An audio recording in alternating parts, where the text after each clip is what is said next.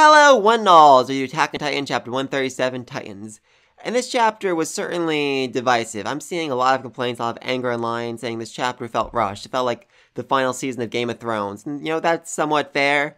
I mean, at the beginning of the chapter, they were fighting against Eren, Ymir, and basically every Titan that's ever lived.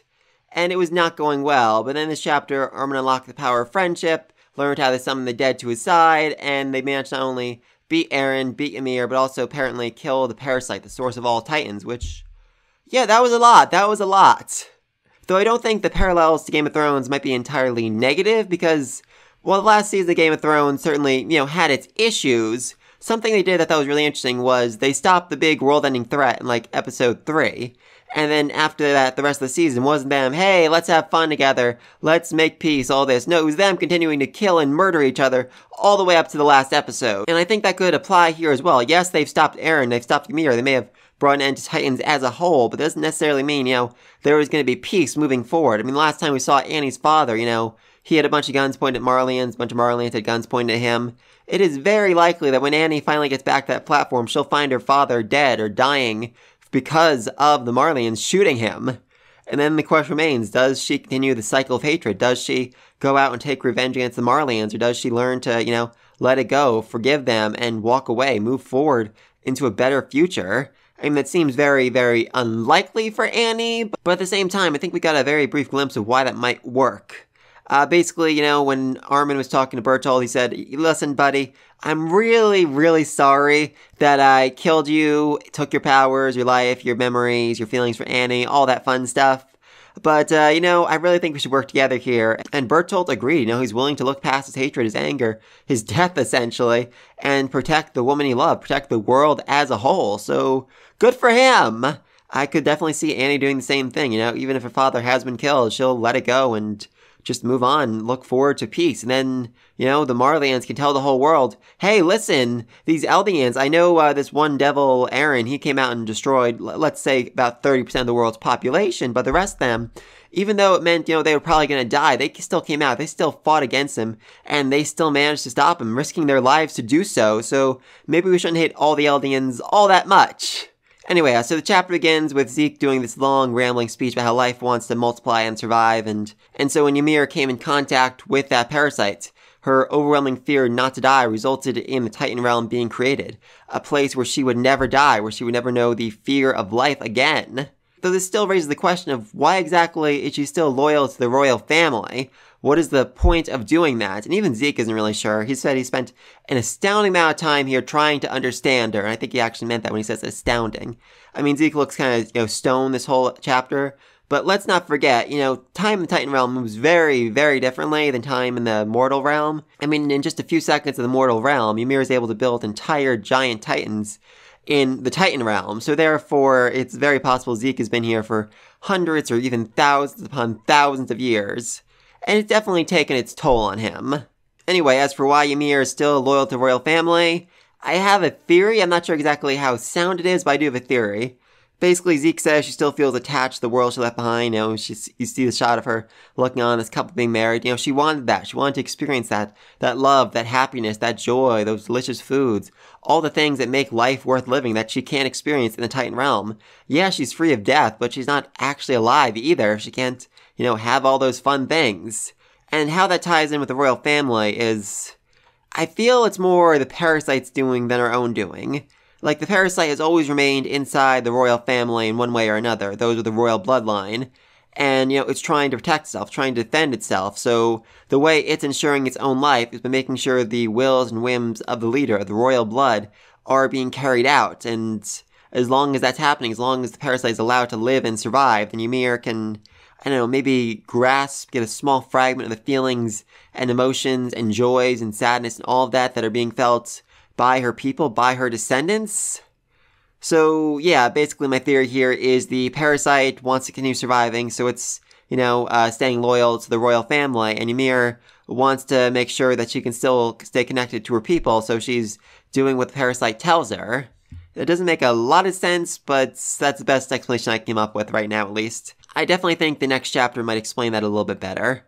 Anyway, though that still raises the question of what exactly did Eren do? What exactly did Eren promise her? How was Eren able to understand her in such a way that she turned away from that she betrayed the royal family, essentially, that she's been following for the last 3,000 freaking years? And that's a very good question. I have a few different guesses. I mean, first, maybe Eren basically said, hey, listen, if you do this, I will stay with you forever. We can cut off the connection. We don't have to worry about any more aliens joining us. It can just be you and me in the Titan realm. I will be your playmate. I will be your friend for the rest of freaking eternity. And, that's what Ymir wants. Someone who will stand by her side forever. And so therefore she's willing to let go of the rest of the Eldians. Or secondly, could it be the case that Eren basically, I don't know, promised her reincarnation? Like he figured out some way to allow her to be reborn in the immortal realm. I mean, Historia is still pregnant, and, she was about to give birth a few chapters back. Last chapter was that? Last chapter or the chapter before that. So, it is entirely possible that her child will be the reincarnation of Ymir and / or Eren, which, oh, that'd be interesting. That'd be very, very interesting. I would love to see Auntie Mikasa then. Oh, that'd be fun. Though, seriously, Mikasa did very little in this chapter, now I think about it. Interesting. And Zeke's speech about how death means freedom is certainly interesting. I mean, definitely goes back to those themes of freedom that Eren has been ranting about since basically the first chapter.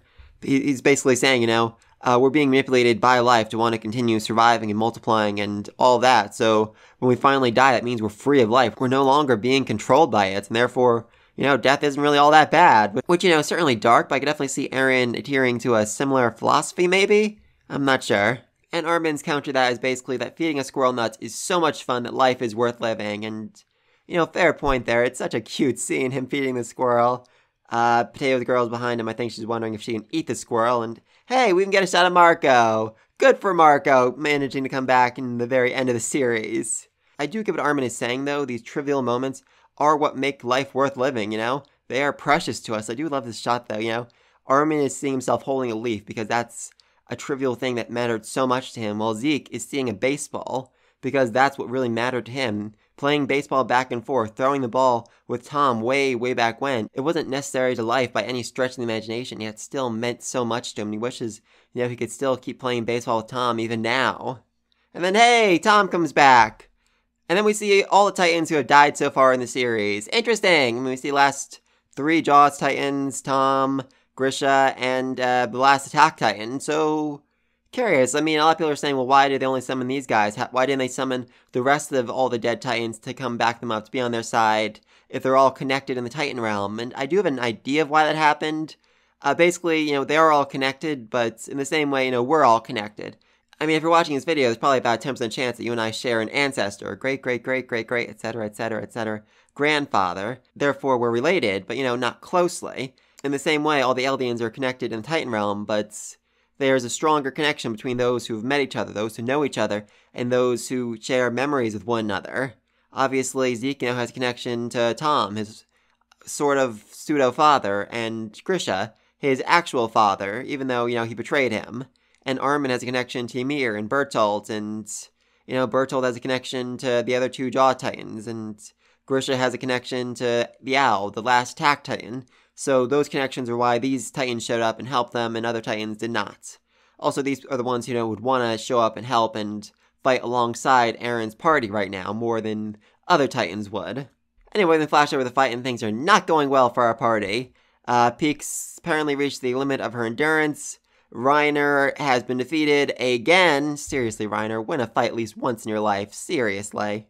And yeah, basically it looks like they're all about to lose until Bertolt switches sides, manages to regain control of his body, and saves Annie, the woman he loves! Yay! And then we see all the past Jaw Titans come back and lend a helping hand, taking out all the other Titans as well, which...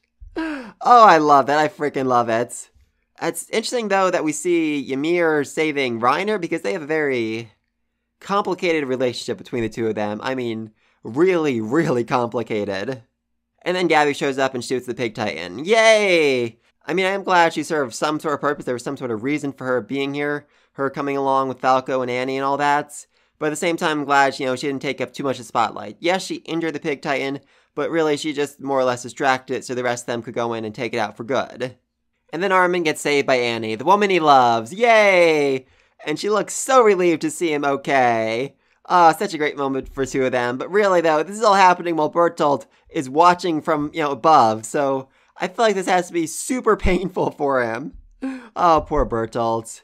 And then the Attack Titans come in, along with, I'm going to guess this is Tom, the Goat Titan. Very unexpected, but really cool to see them fight. I mean, a lot of people have been wondering why we haven't seen any Attack Titans last couple chapters, why Ymir didn't summon them, and my belief has always been, the Attack Titans are too strong-willed. It was always said, they moved at their own pace, their own speed, which I've always interpreted as being, they're less a slave of Ymir and the Parasite. They're more in control, so if they had been summoned, maybe they wouldn't have worked alongside Ymir. Maybe they wouldn't have followed her orders or Aaron's orders, or whoever the freak is giving the orders at this point. I really, really do not know. Anyway, then Zeke shows up butt naked and starts to wave. Hi, Levi! Oh, god dang it. Basically, he's just asking him to kill him. That's basically what's happening here. And then he just takes a moment to really appreciate how freaking beautiful the world is. Like, really, he's like, wow, if I'd realized how beautiful the world was earlier, I would have been so much happier in my life. Well, I guess it's too late for that now, And then Levi comes in and cuts his head off, which just, thank God. I mean, I didn't necessarily want Zeke to die, but Levi had to do this. If just for the sake of his own, brain, his mind, his honor, his dignity, his soul, whatever, he had to freaking kill Zeke. He promised Erwin he would, and now he finally fulfilled that promise, and he is freaking dead. Huzzah! And just, again, really have to be amazed. Levi is barely holding on, most of his limbs are broken, his entire body is basically stitched together like freaking Frankenstein's monster, and he still managed to go in for the kill here. Good for him. And that seems to have stopped the rumbling, which is definitely interesting, because that means that, Ymir is still at least somewhat a slave to the royal blood. She can't unleash her full powers. Aaron can't unleash the full powers of the Titan without the royal blood, so I am very, very curious what that means. Also, a lot of people are speculating what's going to happen to the Beast Titan powers since, no one ate him when he died. That's a very good question. I mean, like I said, I think there's going to be no more Titans after this, but at the same time, if someone were to inherit that power, that would be very, very interesting. Oh god, what if Levi ends up inheriting the power? He is, an Eldian. There's still a question of the Ackerman blood inside of him making him, a monster, but at the very least, if he unlocks the Beastman power, if it's randomly given to him next, then he can, heal his wounds and get back into fighting shape, which would be great for him. And then Jean shows up and blows off Aaron's head, and that feels appropriate. I mean, I was saying a while ago, I thought, Mikasa would have to be the one that does it, simply because of her connection to Aaron. But Jean makes a lot of sense. He has wanted to punch Aaron for a very, very long time.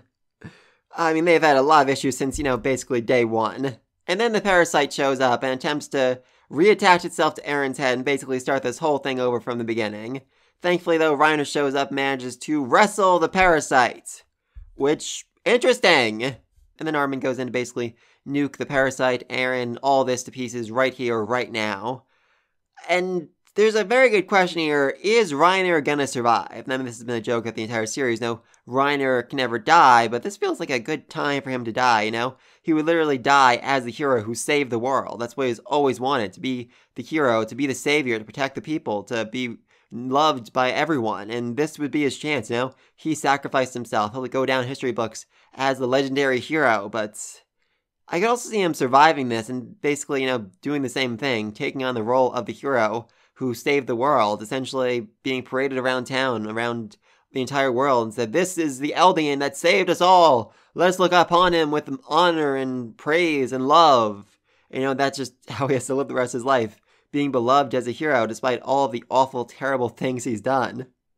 Oh, I love that. I absolutely love that. So yeah, whether Reiner lives or dies, I'll be very happy. And then we get this great final shot of, Bertolt holding up the Attack Titans holding up Tom holding up Armin, then basically saying, okay, Armin, we're going to defend you, we're going to protect you until the last minute so you can, unleash the final attack and put an end to all of this. He says goodbye, and then he blows up. He essentially kills Aaron and the parasites, and maybe Reiner as well. And Mikasa can really just look on in shock. I mean, seriously, Mikasa did almost nothing this chapter. I know I said that before, but really, I assume she has to play some sort of role, it would be this big sacrifice for her to kill the man she loves, but nope, that didn't happen. So curious, and what exactly does this mean moving forward? I do not know. I really, really do not know. I mean, I'm definitely feeling like this could be the end of the Age of Titans. The Parasite was the source of Titans. It was where all the Titans, where all their bodies originated from. So with it gone, with it destroyed, could that mean no more Titans? They can't physically exist in the world anymore. They can't be built anymore. I mean, we can see that, next chapter, Falco's like, hey, guys, my body's starting to come apart here. I don't know what's happening. Physically, it's basically impossible for me to fly with a body this big. So, yeah, I think the laws of physics are going to start affecting us again. And, yeah, we're going to crash. We're going to crash land. Brace yourself, people. I can definitely see that happening. And that would just make so much sense, because Eren's goal from, episode 1, chapter 1, was to kill all the Titans. And, hey, he managed to do it. He managed to literally bring an end to the Age of Titans. Though I have seen other people online say that can't happen, because that would basically leave Eldians and Paradise Island to be utterly and completely defenseless, There's nothing they can do to defend themselves when the rest of the world comes back for revenge, since Eren, wiped out, I'm going to say, a good 30% of the planet.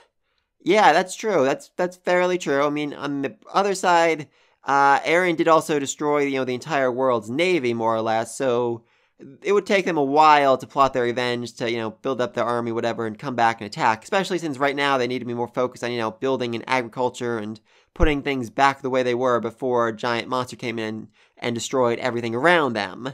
Again, that feels like it should be the higher priority rather than getting revenge and building up an army right now. But I guess we'll see about that. I mean, like I said before, I definitely think they could take a page out of Game of Thrones. Last 2 chapters, just wars, humans fighting humans, stuff like that. It'd make a lot of sense, but I don't know. I mean, we still have some very fundamental questions we need answered about the Parasite, about Eren, about Ymir, about all of them. And we haven't actually seen, Eren's point of view for a while. Eren saw the future. He saw, this was going to happen, more or less. So why exactly did he do this? What was the purpose of any of this? Was it really just to wipe out the whole world? Did he expect to be defeated? Did he think, he could actually succeed in wiping out the world? Did he want to wipe out exactly as much of the world as he did? Like, did he go after the major military power centers and spared anyone he thought might be nice to the Eldians after all this happened? Did he want to just, have his friends become the heroes who save the world by killing him, by killing the evil devil? That would make a lot of sense, because let's not forget, way, way, way back when, or, just the second or third episode of this last season of the anime, when William Tybur declared war on Paradise Island, he did it by saying Eren is the devil, he's the true threat that we need to take out, and once, he's gone, we can basically make peace with the Eldians. That'll be the end of all this bloodshed and everything. So it really feels like, it foreshadowed this. It foreshadowed the eventual peace that would come about by putting all the blame on Eren. I definitely think next chapter has to be Eren's point of view, showing, what it is he felt, thoughts, what his motivations were. What exactly is it that Ymir wanted? Is it that she wanted to, live life, and Eren somehow found a way to make her reincarnate into Historia's baby? Or is it something else? I really, really don't know. But please, let me know your own guesses, conspiracy theories, and whatnot down below. I mean, seriously, any crazy conspiracy theory might be true at this point. But let me think all this down below. Be sure to like and subscribe to this next video. Until then, peace!